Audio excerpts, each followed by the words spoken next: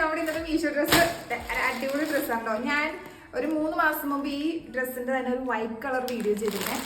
ഭയങ്കര അഭിപ്രായങ്ങളാണ് എനിക്ക് അതിൽ നിന്ന് കിട്ടിയത്. അപ്പൊ അതിൻ്റെ ഒരു കളർ ചേഞ്ച് ചെയ്യാൻ നോക്കിയിട്ട് വാങ്ങിച്ചതാണ്. നല്ലൊരു മോഡേൺ വെയർ ആണ് കേട്ടോ.